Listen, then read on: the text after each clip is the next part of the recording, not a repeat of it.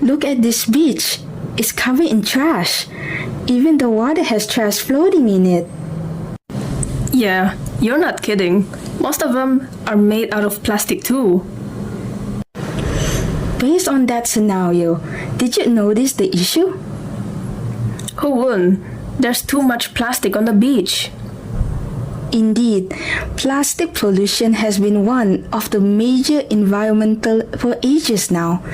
Each year, it is estimated that 1 million tons of plastic waste have been found dumped into the ocean. That means this scenario harms the ecosystem within the ocean, right? Yes, it does. It not only disrupts the ecosystem, it harms us humans too. When plastic waste is dumped into the ocean, it forms a serious threat towards marine life, contaminating food chains and giving a huge economic impacts towards our country. We humans are the cause of this. Just because the issue is out of our sight does not mean it's not there. Indeed, it is unfortunate that most do see things this way in their life. It is not responsible to behave so. Humans tend to litter and do not think of the impact it may cause. Once the plastic waste reaches the ocean, it is very likely for it to get caught in a rotating current, also known as ocean gyre. This ocean gyre will cause the plastic waste to be broken into smaller pieces known as microplastics. As plastic is not biodegradable, it will remain in the ocean until we move. That means microplastics will be in our waters and our seafood. Unknowingly, we will be consuming microplastics. The chemicals contained in microplastics may risk us to have cancer or disrupt endocrine function. I might even fear eating seafood or drinking water. Can we ever escape from plastic? We can't entirely escape from plastic, but we can try reducing the contribution towards plastic pollution. One of the ways being utilizing biodegradable materials in our life. Biodegradable materials are materials that can be broken down naturally by organisms and do not harm the environment. By replacing ordinary items like plastic bags to paper bags, we can reduce the amount of plastic waste. To add on, companies have studied creating food containers and bags from plant-based materials. With a high demand of using biodegradable materials as an alternative from consumers, industries will eventually take part in this in order to maintain a good image with their consumers. Another way would be utilizing ocean cleanup technologies in order to remove huge amounts of plastic from the ocean. This plastic waste can be collected, recycled, and safely disposed by utilizing the right technology.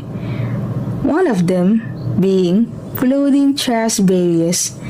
These barriers function by allowing water to pass through it while capturing the floating trash. Drones and robots are also examples of ocean cleanup technologies. They are designed to identify and collect plastic waste spotted floating in the river before they get to the ocean. The government should not stay quiet either. They are responsible for introducing stronger regulation in the production and use of plastic. For instance, banning the use of single-use plastics such as plastic bags and straws. The regulation can be further enforced by giving punishments to those who refuses to follow. Furthermore, they can educate the people by promoting the habits of recycling and effective waste management. Incentives can be offered to industries to create more sustainable packaging and materials. Organizing education campaigns play a role in increasing public awareness and educating the society. What are the pros and cons? Firstly, utilizing biodegradable plastic products onto our daily lives could easily help our environment in being cleaner. This is because biodegradable plastic products can degrade in a much faster rate than normal plastic products. Besides, there are some people who still throw away plastic anywhere, right? So think of it this way. Even though there are still some people who throw waste in anywhere at any time, at least with these biodegradable plastics, it doesn't stay for a long time since it degrades faster. However, it doesn't mean that biodegradable plastics are always good in general. In terms of the industry that produces it, it can be quite challenging as the costs in producing biodegradable plastics are high, as it requires more specifications than the usual plastics being made. This would also cause third world countries to have problems in producing biodegradable plastics, which would result in importing biodegradable plastics from countries that produces it. In addition to that, not all biodegradable products can degrade well in certain areas on Earth. This product decomposes into carbon dioxide and water only if there is sufficient humidity, oxygen, and microorganisms present, which could be difficult for areas such as the Middle East and Siberian weathers. Ah, you're right. So, what about using technologies for cleanup purposes? There's the floating barriers, drones, and robots. I think it's innovative enough that it has made impacts on reducing the amount of waste in the ocean, right? I mean, with such technologies, such systems can be utilized in high pollution areas where it can gather plastic waste to prevent further threats from harming the aquatic life. By funding and improving this technological advancement, these technologies can be expanded and utilized even more in the future. You're not wrong, but there are expensive technologies requiring continuous maintenance and monitoring. No, it does not prevent new waste from entering the ocean.